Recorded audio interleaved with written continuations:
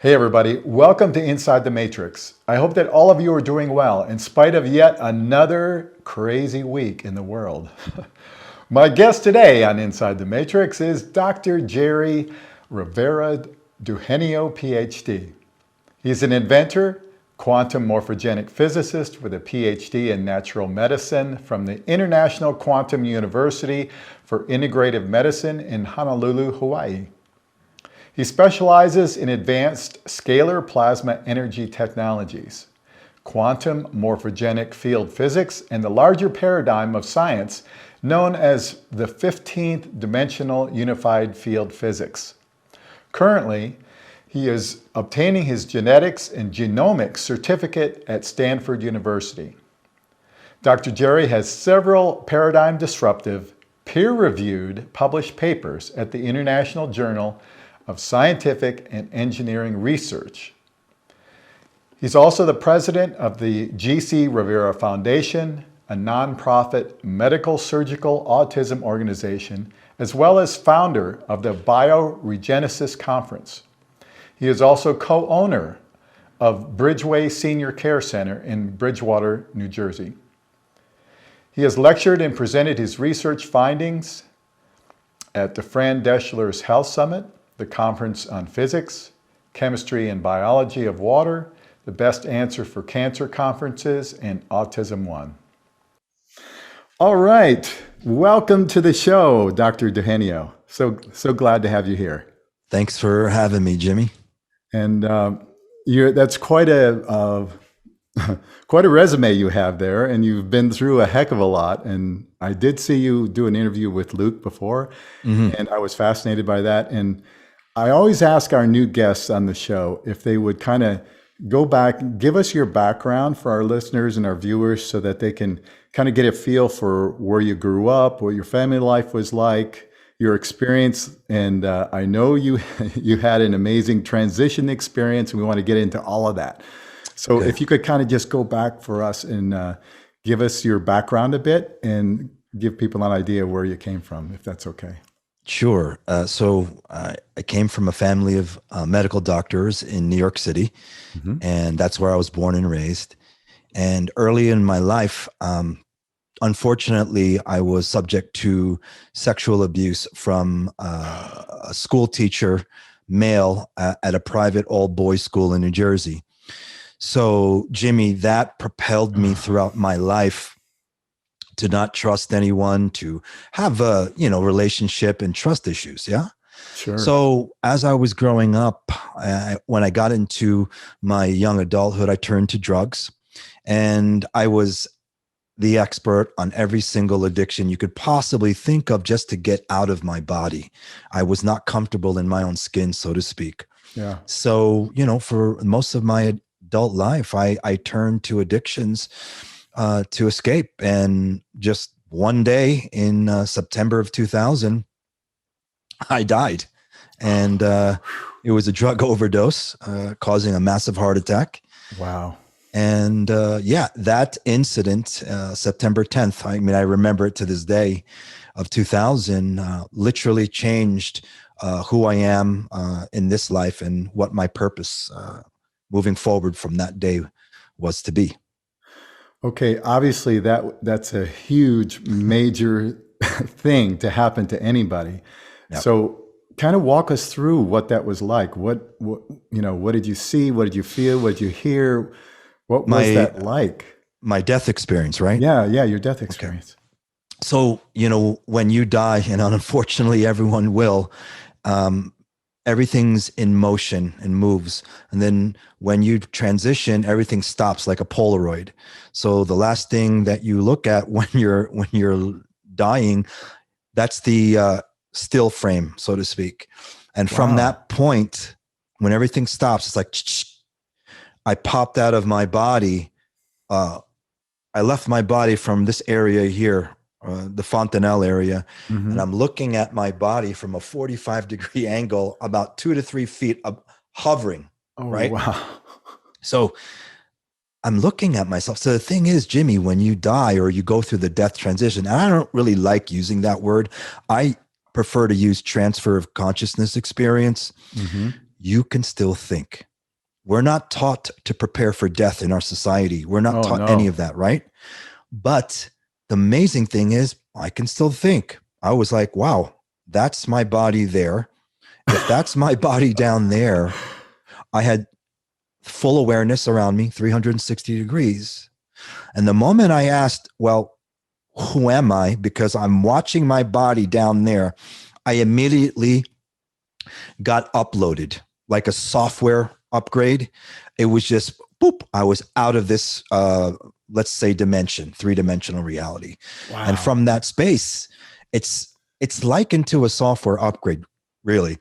I was reintegrated to what I call the unified field. Many people could say God, divine, source, Hmm. spirit.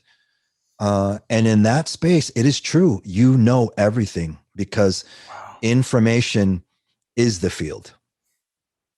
So you left the space where you were looking down at your cell, at your body, and Mhm. you entered a whole new realm. Now, was this like a white light thing, or can you Okay. describe visually what it was like, or was it Yes. like a 360 Right. thing, or? Well, normally you see you see the light, your life flash in front of you. And I did see that for like a millisecond. You see all the stills of your life just flash in you in a nanosecond, right? Wow. But then the moment, because I already knew I was out of my body, and I'm like, oh, guess I'm dead, So you and knew that you had that awareness that oh you yeah, were okay. oh yeah. But the moment I asked that internal question, who am I? Boom, I was uploaded. Now, I didn't see a tunnel. I didn't see white light through a tunnel. I didn't see Buddha or Jesus or any of that. I literally went out of this domain, and it's like being a source particle in the cosmos. I knew myself as Jere, but I also felt and I experienced the rest of the cosmos. So there was no, singing angels or anything like that. I integrated or reintegrated with source or the consciousness field. And there, all the information was easy to extrapolate and extract. Oh, this is what this is about. This is what first creation is about. Oh, this is about base 12 eternal life mathematics. This is, Wow. I mean, it was crazy. But you get that knowing, and I didn't want to come back, to be honest with you. It was the most blissful, peaceful. You really feel the frequency of the universe, or you can say love if you want. I didn't want to come back. I've heard other But people say that. Yeah. right. Yeah. But then I was reminded by myself that you signed up for something that you had not completed on Earth, right? So I came back. Luckily, my friend at the time resuscitated me, and he called 911. Wow. And he, the EMT rushed me to the nearest emergency room in the city, in New York City. And remember, I was on a 24-hour drug bender, Jimmy, okay, of heroin, cocaine, ecstasy, ketamine, barbiturates, and alcohol. I was done. In the ER, the attending nurse did a blood and urine drug panel twice. Guess what? No drug toxins found in my body. Oh And that's my just not God. possible, right? Of course not. That's unheard Yeah. of in 3D world, Yes. right? 3D reality. Yeah, right. So, that's just the beginning of my, say, awakening, because if my consciousness that shifted clearly, because after that day, I never turned to another ounce of drug or addiction from that day forward. No need for rehab. I was just another person or another aspect of my consciousness in my body. And my son at the time, he was 5. When he saw me the next day or two, he was like, "You're not my dad." He knew that my consciousness had shifted. Yeah. So, yeah. Now, did when you were in that space, Mhm. that all-knowing space, you didn't hear like a voice or anything, right? You just basically were Okay. just getting the message Right. from, I guess would that be your higher self in source, Right. Well, telling you that you still had work to do here? Right. So there's no really auditory sound when you're at that level. It's usually direct cognition or direct experiential knowing, right? It's just a knowing. Yeah. Right. So there was no auditory, you might want to call it ultra infrasound, maybe. But yeah, it was just a knowing that my higher self said, hey, you have things that you have not completed yet on the earth. And you may want to think about what your next move is, because I could have easily have just went on to my next path of evolution, of conscious evolution. But I knew that I had things to complete here. That's awesome. Okay, pick up the story now. What happened after that? You got tested. They couldn't find any trace of drugs, which is absolutely mind-boggling in its in and of itself. Well, here's the thing, right? Because I was rushed in because I had, flatlined due to an drug overdose. They had the NYPD there, of course. They were like, what happened to this guy? And was there drugs involved? Yes. So they thought I was nuts. They actually thought I was crazy and making this up. But when I left the ER, in other words, I was fine. I was completely conscious, lucid. I was looking at the building and the trees and the sky as if I just arrived on the planet for the first time. And my friend who was with me, he actually said I was speaking in another language, which, what I thought was fascinating. And so from that point forward, I literally left my life in New York City of decadence, drugs, everything. Literally a week later, packed up my car, took one of my cousins and drove cross country and ended up in California. Now, what made you go to California? Was there any particular reason, or you just felt compelled to go? Or there was that inner knowing that my previous life was finished in New York City. And I knew that going to the West Coast, I would be able to, let's just say, find my next path that I was to be on. Right. So yeah, that's what took me there. And I was there for quite some time until I left there as well. Okay. Now tell us about your studies, because you are highly educated and highly knowledgeable, not only with your downloads, which are amazing, and we need to get to those too, right, but you're also the studies that you began. Yeah.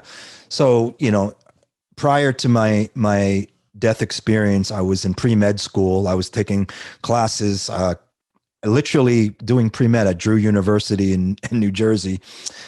And then I left. In my junior year, I was like, this doesn't resonate with me. And believe me, my parents are both MDs. They're like, are you crazy? What the hell is wrong with you? And where have we gone wrong? Right. Because I was, I grew up around doctors and hospitals. I mean, that was my whole entire influence, right? But I was like, I always would ask my parents, why do we die? If you are doctors, mom and dad, can't you fix us? Can't you heal? Why do we have to die? And I literally, as a child, used to see cadavers being rolled down the hallway, and one moment I'd be talking to them, because I grew up literally in a hospital. Like my mother and my dad were doing their residency, and I would be in a hospital, and I would see one day someone was living, next day that person was gone. So I would always ask, where'd they go? I was always asking these really difficult questions for my parents to answer. And, that led me to some form of education early on. But after my transfer of consciousness experience, my whole perspective shifted into finding out what knowledge, what educational systems, what modalities held truth, right? Okay. So I scoured the planet. When I say scoured, I literally studied esoteric Gnosticism. Then I went over and I studied esoteric Kabbalah. Then I went and I studied shamanism at the Four Winds Society. Then I went over to India to see, what are these gurus and masters, what are they teaching? Right. So I literally Right. went to an ashram for 30 days Wow. so I was delving in a lot of things to find out, who was teaching things that I experienced in my transfer of consciousness experience. Mm-hmm. Yeah. Okay, so then where did you land as far as your next step in your education? So when I died and I came back with a massive, massive Dropbox of information, like a zip file that took years in order for me to access. Okay. Because that type of information, Jimmy, is a high oscillating type of frequency. And if I were to attempt to bring it down into my physical body, my body was not capable of receiving it, and I would have literally spontaneously combusted. That's what happens, right? People wonder how do people spontaneously combust, or why do people suddenly just blow up? It's electrical overload, right? Something along those lines, and I didn't Yeah. want to find out. So, yeah. So yeah, it took me many years to access that information. So, luckily, one day, I think it was like 2006, I came across some very powerful techniques that someone shared with me to prepare my DNA to receive, because it's all about the DNA, Jimmy. And, it's all about really the introns, which science erroneously labels as junk DNA, Okay. but I call it potential DNA. Science knows this too, right? But it all lies, all the information we ever wanted to know is held within those fragmented portions of our junk DNA.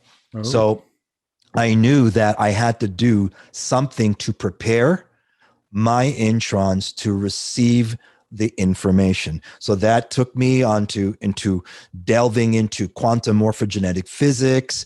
And then even till today, I am a lifelong student, right? I mean, when someone says they know everything, Jimmy, I'm always about learning. So, I went and I sought out educational systems that were teaching things of this nature, and even till today, I'm online at Stanford, studying their genetics and genomics program to see what they know, what they are teaching. So, yeah, that's where we're at. So at Stanford, are they doing the real deal? Because I'll tell you why I asked that. Is back in the 90s, I was good friends with a PhD professor who had multiple PhDs in physics, and he taught at MIT and Stanford at different times. And then he wrote a paper. This was his mistake. He wrote a paper explaining how dead-end science and junk science was being taught, mostly at the undergraduate level, but even somewhat at the graduate level. And that these sciences that were being taught as fact were in fact not true. And he was an amazing guy too, because he had downloads of his own. And he said, we need to start teaching people real science, real physics, so that they can really progress and, maybe come up with some amazing technologies like you're talking about. So that's why I asked if are they really focused on that? And is that a good thing that they're doing and other schools are doing? Because I know not all schools teach real science. Well, first of all, fantastic question, Jimmy. I had to write I had to write a paragraph or a few paragraphs. Let's just say a paper for argument's sake, in order to get into the program. Okay.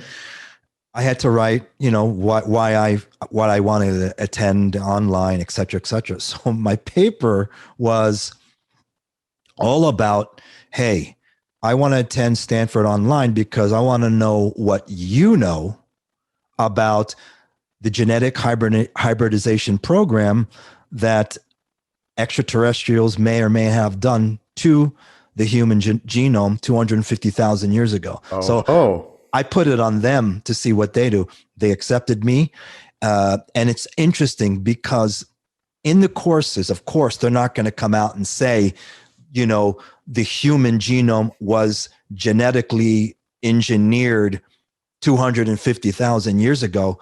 What they do say is that something happened to the mitochondrial Eve 200 to 250,000 years ago that actually spurred something to take place in the neocortex, right? They do it very, very subtly and sciencey, but they know. And back in the 60s and 70s, Stanford and the CIA were hand in hand with the remote viewing the remote viewing programs, right? Absolutely. And I imagine that a lot of them still are.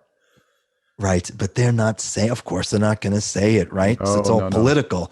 But that's another reason why I wanted to go to Stanford. When I have friends right now that are attending Harvard online, because Stanford understands or understood there are things out there other than the basic educational system that no one's teaching. But Stanford does it in a very subtle way, right? So that's why I chose it. That's very interesting. They're sort of walking the line of correct, letting you know that they know, but they're not going to get accused of the tinfoil hat group, by actually coming out and talking in more specific ways about it. So, what is your take on that? And because obviously we have this DNA that's not being utilized that they refer to as junk DNA, and we know it's not junk, and you've already talked about beginning to access that, and I want to get back to that story too. Sure. But do you people talk about the Anunnaki coming here? They talk about the Nephilim. Could they be the same? Are they one and the same? What about the reptilians? Were the Anunnaki reptilians? There are all these questions that people have. We know that there have been other species. We see ancient buildings that are giant sized. We see all these things that don't fit our world in the ancient past. And of course, there's a lot of hidden archaeology that, people just shouldn't be exposed to because it kind of destroys the mainstream narrative. But what's your take on who, do you have any thoughts about who may have altered our DNA? Sure. So that's a loaded question, and I'll do my best to stay on track. Just pull me in if I'm going out too much, right? And there's a lot of people out there that are doing sound research, like Michael Tellinger. He does great research on the Anunnaki. Absolutely. There are obviously many races. If you think that we're just the only race, then you really need to broaden your horizons. Look right? a little further. Yeah. But there's a lot of misinformation as well about what they're saying about, the Anunnaki created the current version of the Homo sapien 2, right? It is true that there was, or there is, a race known as the Anunnaki, but there are different factions. There are different races of Anunnaki. It's just not the Enlil, Enki, Marduk, Inanna. There are other races from other star systems that represent Anunnaki. So Anunnaki it's like saying humans, right? There's many races of humans, right? So did the Anunnaki tamper with the primate at the time on Earth and mix their genetics in order to create a slave sort of Cro-Magnon or Neanderthal? Absolutely. However, make no mistake about it, we are not that, okay? They want to make it seem, they meaning whoever the Anunnaki influenced systems are, they're saying, and they're trying to say that the Anunnaki created us, that they are our makers. That is not true. They created a slave race, but we are not their children. That's the first thing. Okay. So, and I know there's a lot of people out there that have wrote, great books, and I respect them, like Zachariah Sitchin's work, right. I think is fantastic. And the Chariot of the Gods writer, he's a great resource of information. However, through my experience, my transfer of consciousness experience, and then as I evolved after that point of time into where I am today, everything that I share is direct experiential knowledge, meaning I don't sit there, research other people's work, and just parrot what they are saying. Everything came from my near death or transfer of consciousness experience to share with the planet what I feel to be the truth. Now, the Anunnaki are still here, and they probably will show their faces at some point in the next few years. And quite frankly, I'm not too concerned about them. I'm really, there are other races like the reptilians out there, the Dracos, and other races. Grays, yeah. However, what's really important is what's going on the planet right now. What is, let's say, other forces trying to prepare humanity for? Because it's not just about this whole virus and vaccination. That's all smoke and mirrors, right? Think about why they are preparing humanity. Oh, you must wear a mask. Oh, you have a curfew. You cannot come out past 8. And then 6 feet rule. Think about it. You brought it up, Jimmy. Those edifices and those buildings, they were so massive. The doorways, like in Petra and in ancient Egypt, other places, they were for giants. That's right. Mm-hmm. Now think about this. Why are we preparing, and why are we distancing 6 feet from each other? It's not because of a damn virus. No. It's because they're preparing humanity if and when these, aliens or off-planet beings that are literally 15 to 60 foot in height, they're preparing humanity already for that. And think about it. It's crazy, but why? So that I've never heard that angle before, and that is fascinating to me because I've known for a long time that we're not alone. We've never been alone, and we're probably not the first species to be on this plane here that we exist on. One thing I don't want to get away from before, but I want to continue this line of thought too. But I want you to continue explaining about your DNA and how you began to expand your access of the information to your DNA.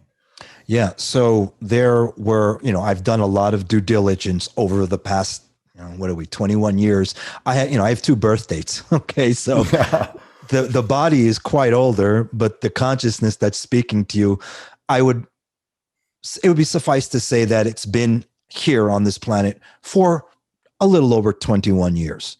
So in these 21 years, I have done my due diligence. I've done my discernment, and I've looked into practices, energetic techniques that would allow me to revisit, or let's say, look more into what I experienced during my transfer of consciousness experience. And that led me to chelantic morphogenetic science, which is people say pseudoscience, whatever. It is the union between science and spirituality. And it was a fantastic, let's say, time of my life where I actually got to experience specific scalar energy techniques. Okay. So we became the experiment. We became the purveyors of the techniques, and what we came back with. Think about, the SRI program in Stanford. Remember how they were doing remote viewing? Yep. Think of what I experienced in 2006 as an advanced version of that, because where SRI was working on remote viewing, here in this group, we were working on dark matter body projection. So what's the difference? Right. What's the difference? Remote viewing, astral traveling, all has to do with your light body. Dark matter projection has to do with the foundation of light and sound, which is dark matter. And we all have a dark matter template, Jimmy. No one ever taught us about that. And we were taught to utilize our dark matter body to travel the cosmos. And that form of traveling has no boundaries. Remote viewing and the light body have a ceiling because light refracts. It cannot transfer and go through certain, let's say, voids or energetic boundaries. Dark matter can. That's fascinating. And you know what that brings to mind when you talk about that? It's that in my mind, creation comes forth from that dark matter. And I see the world as holographic. And, the Holographic Universe book, which is a fascinating book. I think a guy named Talbot wrote that. Um, it seems to me that this entire world is very much a hologram that we project. And now, whether we project our own bodies into existence here, I'm not sure about that. But when you get down to the very smallest, and correct me if I'm wrong on this, but if we get down to the very smallest particles at an atomic level, everything is light, coalesced with different densities, pressures, electromagnetic properties, whatever. You can have a rock that's very solid. You can have a feather that's very light and not so solid, but it's all light, and it's all has a projected design to make that light manifest into some type of physicality. That's kind of the way I get it. Am I on the right track with that? You are. You actually are. But when you go down to the submicroscopic level with particles, it's not just light, Jimmy. It's a mini fission fusion process of consciousness expansion, which creates light or electric, and then consciousness contraction, sound, and magnetism. So it's that light, sound, light, sound, light, sound.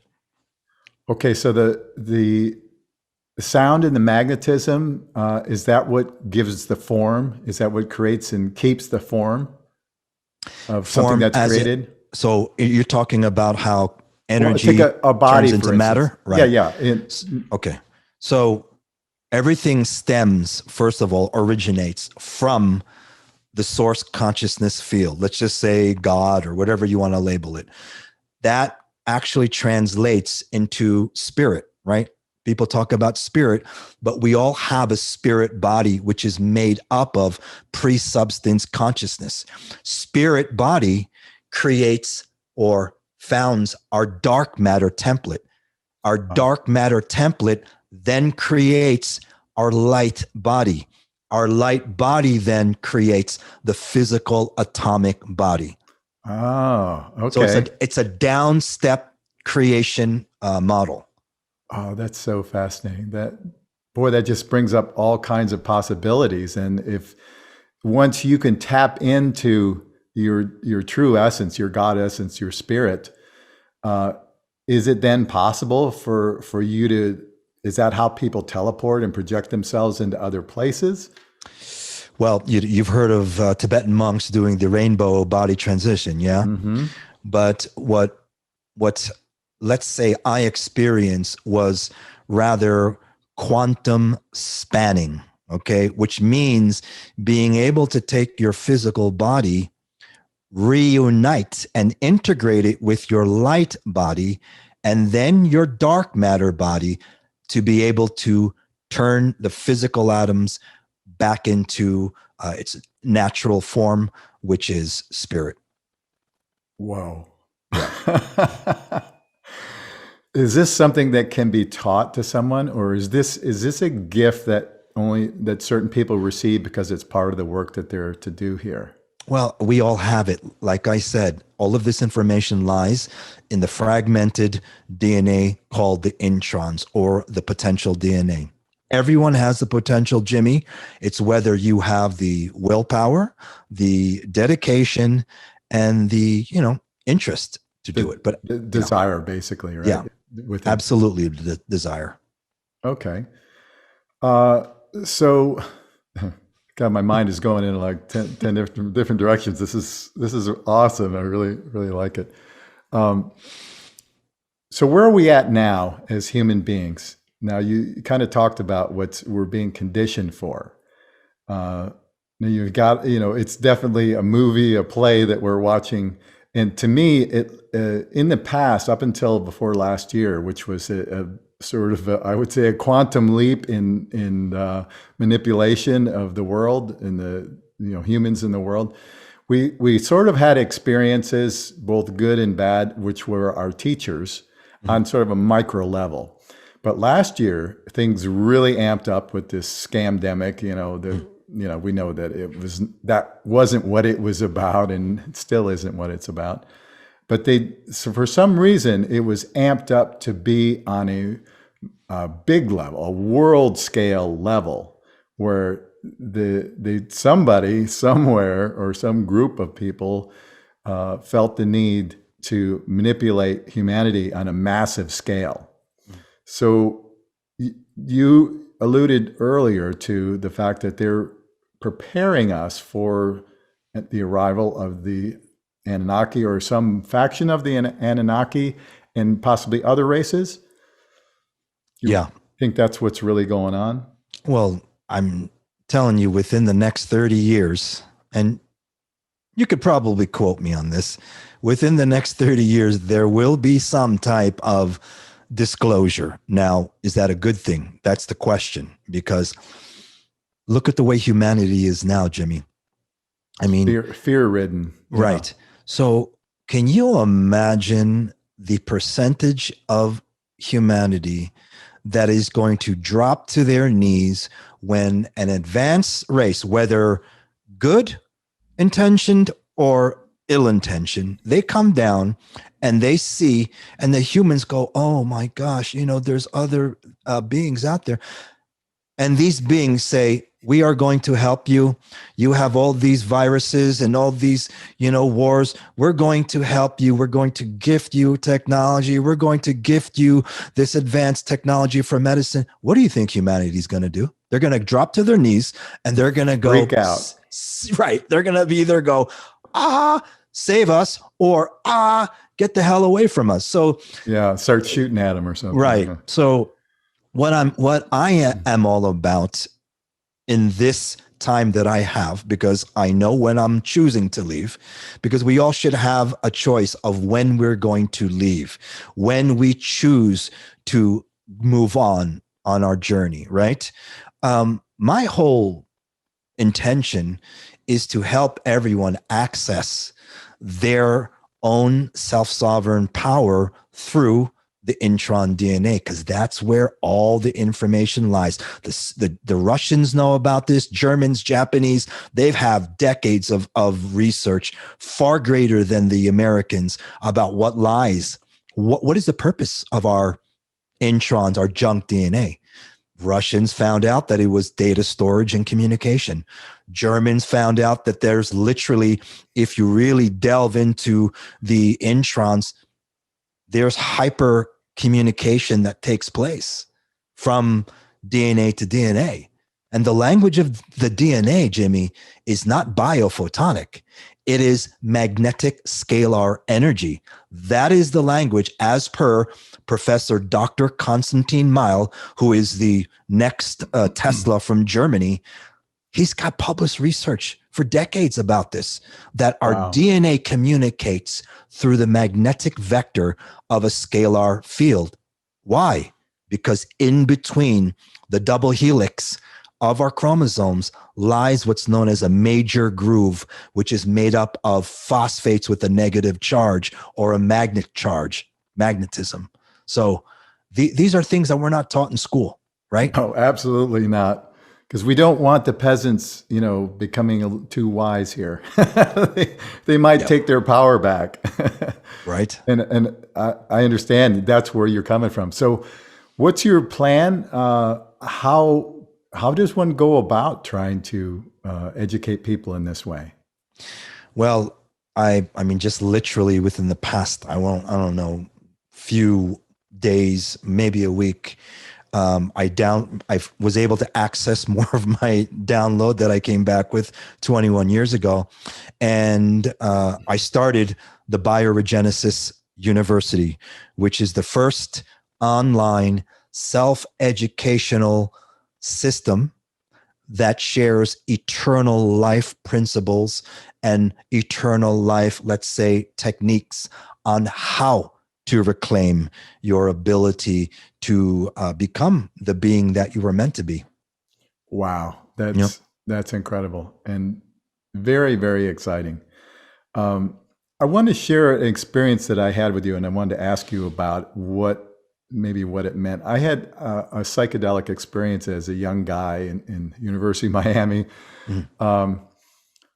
and a friend of mine and I both experienced where I ended up. I don't know how I did it, but I drove to the beach, and I really don't know how I did it. But once I got there and I was standing on the beach, I looked up in the sky and I saw an endless grid patterns of geometric patterns everywhere in the sky. I mean, it was multicolored. There was triangles, there were squares, rectangles. I mean, every kind of geometric shape that you could imagine. It was all interconnected with multicolors. And the strange thing was that my friend and I were communicating with each other. He was like couple hundred yards down the beach, and we were still communicating as if we were standing right next to each other without speaking. So that was an amazing thing. And then I felt this presence, I just call it a God presence, where I felt this overwhelming sense of peace and tranquility and just I didn't, you talked about you didn't want to leave when you got into that space. I felt the same way. It's like I didn't want to leave that space, and I was listening to the water, and I was, just engulfed in this God presence. Now, was I on the edge of, what the field that you're talking about, or any explanation for what that was about? Okay, so I don't know what type of psychedelic you took, and you don't have to share that, but I can just tell you this. Whatever you ingested allowed your higher DNA strands to activate so that you were able to perceive reality the way it actually is in terms of fractals, in terms of geometry, um, communicating with your friend 100 yards down the beach was done through quantum entanglement, right? So what you experienced was just let's say less than 1% of what I experienced when I went through my transfer of consciousness experience, because I know what that feels like, what you did and what you experienced. Because remember, prior to 2000, I was a purveyor in many psychedelics. Okay. I mean, Timothy Leary would have been proud of me. Are you with me? Yeah. His crew probably had something to do with what I got a hold of. So Right.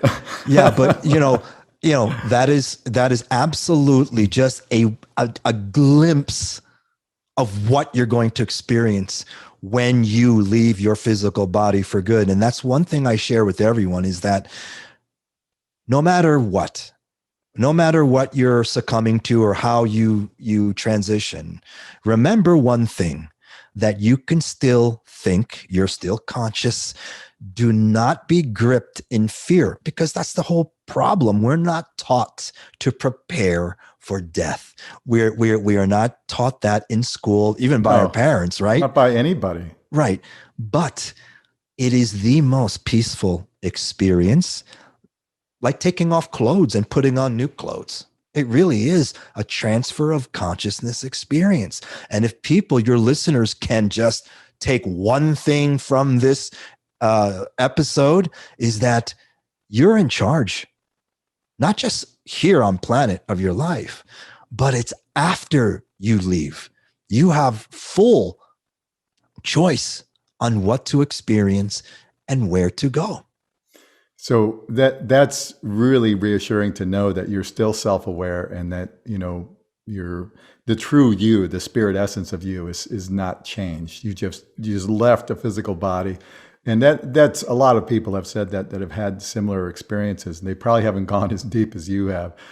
But one thing, I view life in this realm that we're in, this 3D realm that we're in right now, is a spiritual school.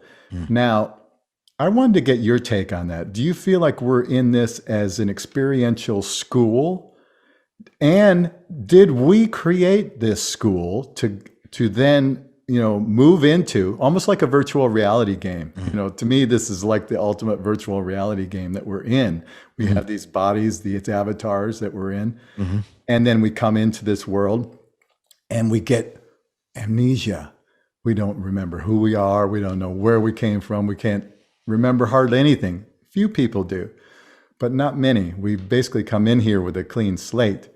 So what's your take on this realm? Are Okay. we in a spiritual school? And did we design this so that we could experience it? Right. So we are much bigger in terms of consciousness than we are here in our physical body.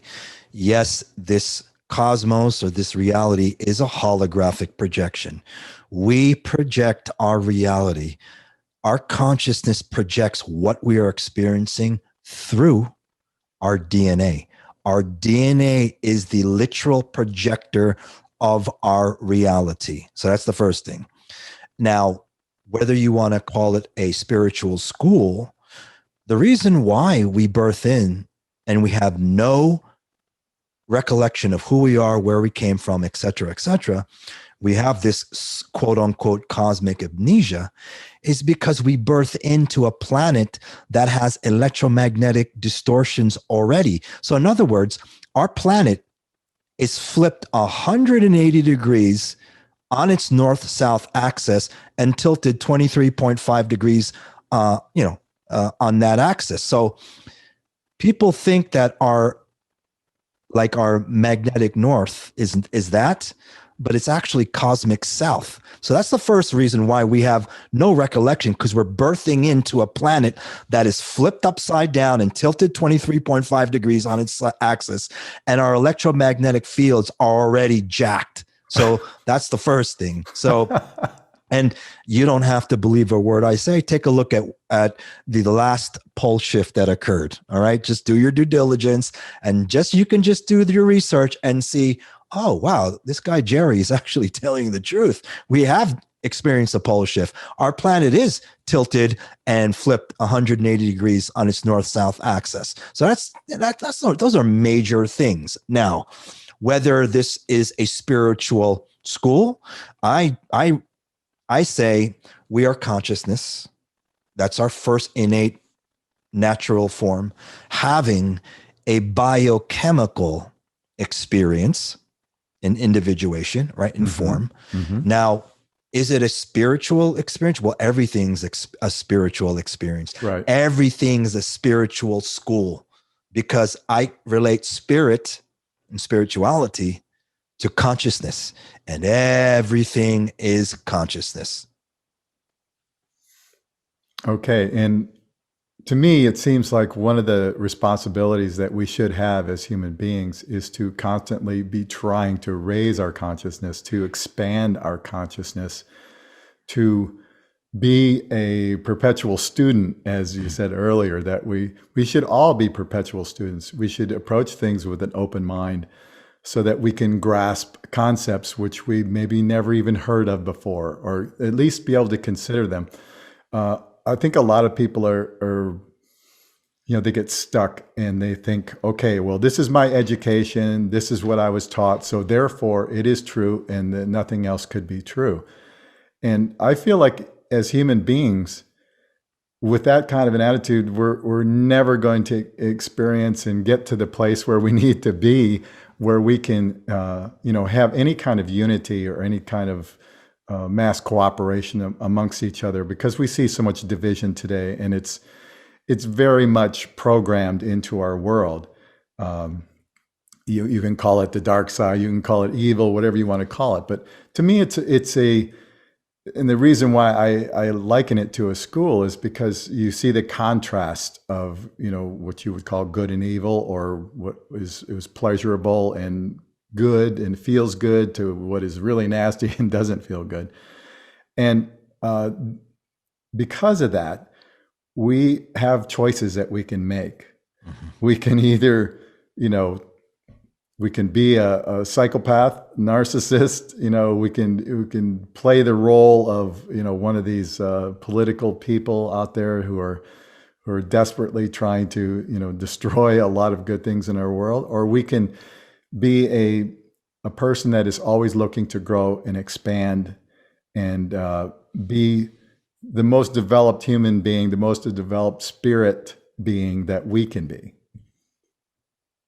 So what do you think? I mean, how do you follow that up? I mean, it was beautifully said, and and I was listening to you, and I was feeling into what you're saying, and everything you say is it resonates, right? So, yeah, I mean, how do you follow that up? I mean, that was beautifully said, Jimmy. I don't know what you want me to say. Okay, well, I appreciate that. I feel you, and I really appreciate that a whole lot. Let's talk about your invention, the Rasha. That it seems mind-boggling to those of us who have not been on the quantum levels that you have experienced, and the of your understanding and your integration with the knowledge that you have.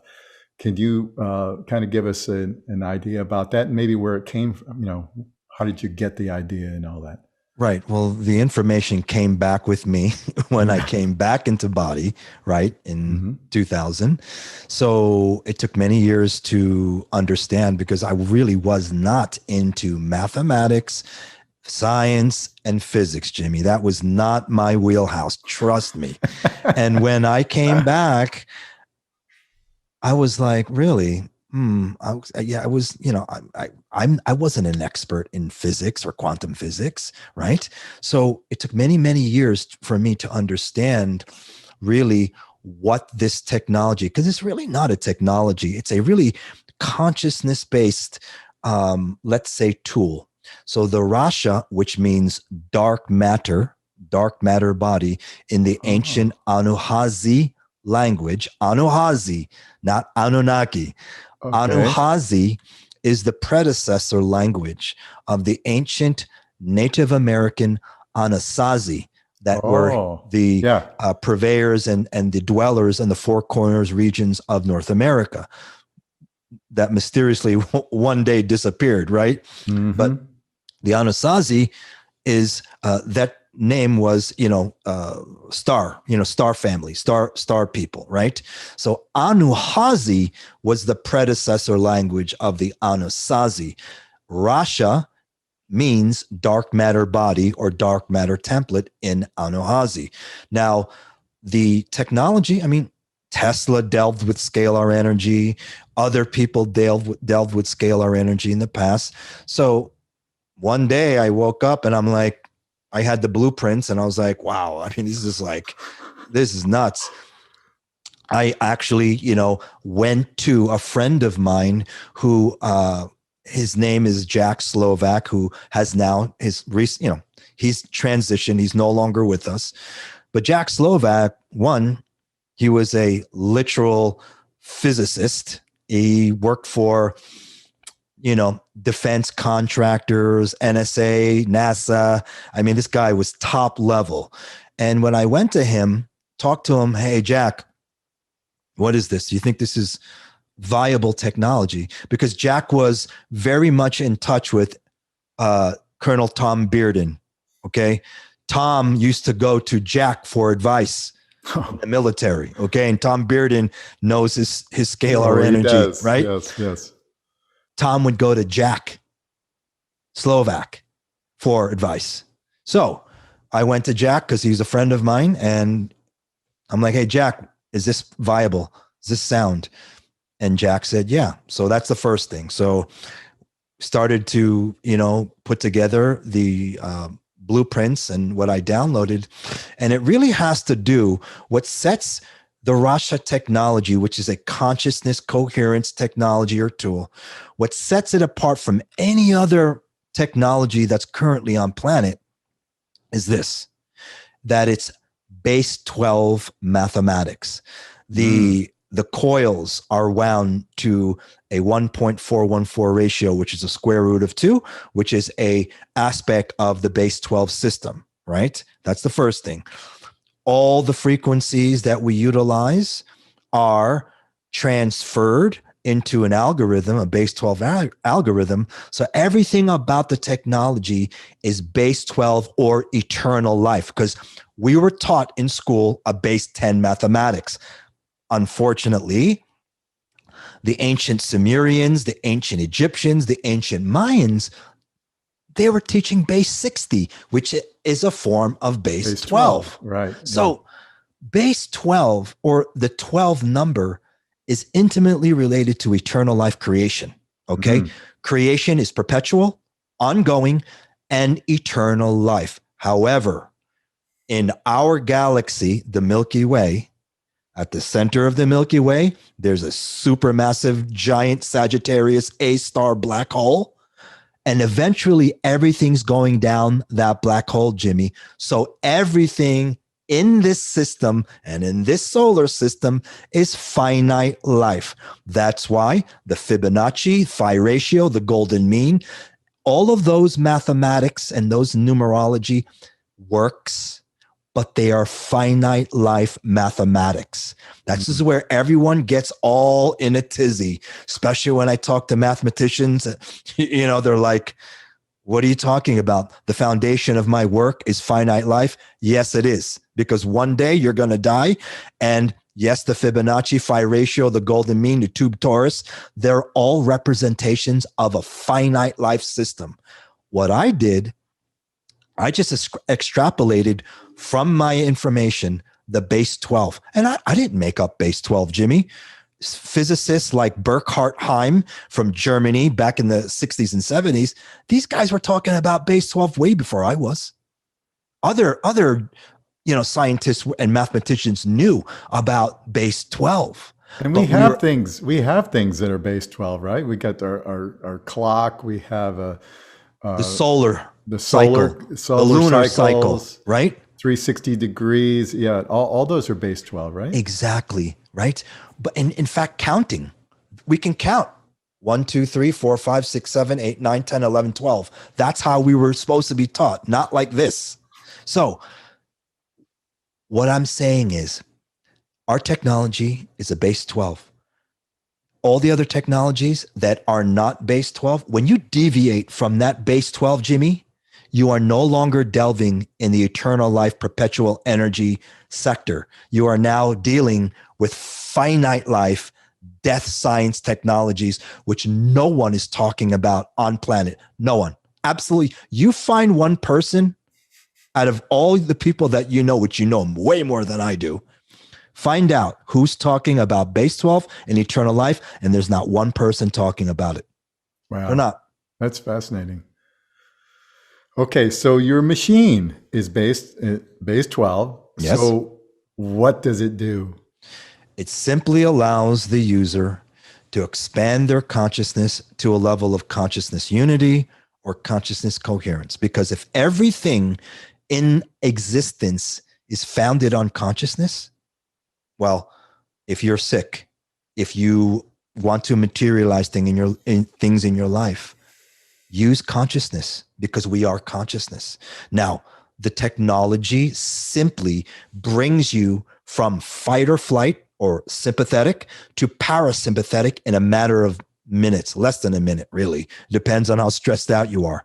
Wow. Once your brain gets hemisynced, your left and right hemispheres sync, your brain, as per Nikola Tesla, becomes the most powerful scalar energy generator. That's why the Tibetan monks, they talked about meditation. That's why now neuroscience is talking about hemi-syncing the left and right hemispheres of the brain. Why? Because when you're in that state, Jimmy, you become the most powerful manifester and materialization being on the planet. And that's not talked about. They don't want you to know the science behind this. Yeah, and I can see for good reason. If you're trying to control a world, you don't want people to have access to their own divinity and their own power of creation. It makes a lot of sense. And we know the brain is an encoder, decoder of the matrix that we're in, of the holographic world that we're in. And without the brain, we would not be able to see anything. We'd probably just be in a void or something, I would imagine. So, but what you're talking about is on a far, far higher level, even than that. It just because right now we can decode, we see, we hear, we touch, all those things that we can decode with our brains in a physical 3D reality. But you're talking about a whole different level of unity in the brain that enables us to really be the creators that we are, right? Correct. When your brain becomes hemisynced, right? Then Left and you're right, all right. in one, not separated. Correct. Then the brain is able, through the magnetic vector of a scalar field, communicate to the introns or the potential DNA.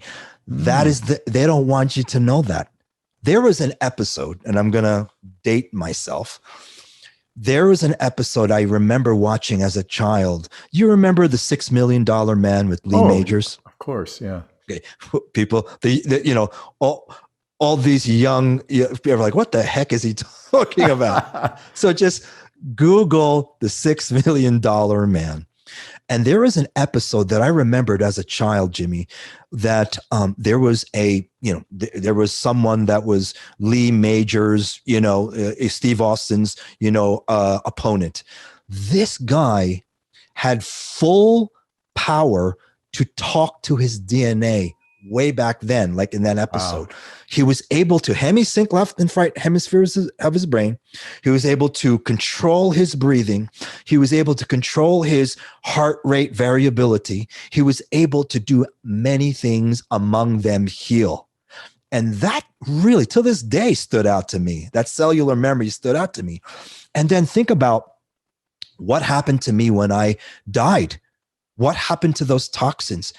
Consciousness transmuted that toxic energy. Yeah. So, but all is based on consciousness. So if we can just relax, take time, I don't care what it is that you and your viewers or your listeners like to do something that relaxes you, that takes you from that fight or flight to that calmness. I don't care what it is. It could be playing cards. It could be gambling. My mother loves to play slots. That helps her get into that, state. Sure, it's a meditation, right? The machine's blinking and it's occupying your conscious mind so that you can get into that other state. Right. And I am not condoning gambling to all your listeners. Okay. I just don't judge. Okay. Especially my mother. Right. So I'm just saying to you that the Rasha technology is simply capable to unlocking your full human potential, whatever that may be. That's okay. all. Now people are going to want to know, how do I get my hands on a Rasha? How do I find somebody who's got one? How do I experience this? Is this something that is open to the public, will be open to the public? Or is this something that, because it's so powerful, you need to kind of keep a handle on it? Look, all we're talking about is stress relief, relaxation, consciousness expansion. That's all we're talking about. And if all your listeners are interested in that, they can simply just come to our website and just reach out to us, and we will engage with you and help you in whatever it is that you want to do. I mean, is that ambiguous or not? I mean, all of those three letter agencies, you can't say anything because I have been so ambiguous, right? Well, you kind of have to be these days. And, obviously anything that really empowers people. Yeah. The internet was a big thing that, of course, it was originally designed to be an information gathering tool, but it also enabled us to communicate in a level that we never were able to before. So that was expanding for a lot of us. But yeah, the powers that shouldn't be out there are definitely not into our liberation or our expansion in consciousness or abilities in any way, shape, or form. Sadly, that's the world that we're in. And but that is also the challenge that we have as human beings. So we can say, oh my God, we just got to go along and do whatever they say and just, be the little sheep people out there. Or we can decide that and understand the fact that we are in the vast majority I mean, a huge majority. So if we get a set of orders to do a certain something, like wear a mask over your face, all the time because you're a terrible spreader or possible spreader of some disease. If we realize that the game that's being played on us and we refuse to cooperate with it, the game is over. So that's the level of understanding that humanity is going to need to reach in somewhat of a near future, or it's not going down in good roads as it is right now. So that's the way I see it. We have the opportunity, and that's why I feel like that's if you go back to the school metaphor, we have an opportunity to graduate to the next level of understanding and take our power back as individual sovereign beings and say, you know what, we want to be free. We want to be responsible for our own lives. We want to be responsible for our own health and all those things. And nobody out there is going to tell us how we're going to go about that. So that's just my soapbox rant for the day. Well said, Jimmy. And I'm hoping that it catches fire, but it certainly is. If you would have asked me in the 90s if there was any hope for humanity, liberating itself or realizing itself, I would have told you no. It's a done deal. It's over. But I don't feel that way anymore. In the last 10 years, I've seen such a big shift. And largely due to the internet, because we were able to share information, but also people in general are growing and expanding, and I love to see that. I'm excited to see that. I'm excited to see when people send. I'm sure you get tons of emails and questions about things. Those people I'm excited to engage with because I know that they are genuinely trying to expand that consciousness. And we're always going to have the trolls out there who are going to, poo-poo everything we say, everything we do, because, that's what they do. But we totally ignore them and we move on with our world, right? Absolutely. And okay, I've taken up enough of your time, and I'm hoping that at some point we can have you back on the show. I so appreciate you sharing your wisdom, your knowledge with us today, and your invention as well. And so I'm going to put links in the show notes here on YouTube and Rumble and probably BitChute as well, where people can find you. Just quickly, if you want to go check out what Dr. Dugenio is talking about, is go to therasha.com. That's spelled THERASHA.com, correct? Absolutely. Okay, so you can find a lot of information there, and I urge you to go check it out. Contact the good doctor if you have that inclination, and we'll go from there. So until next time, we'll see you all inside the matrix. Thank you, doctor. Take care, everybody.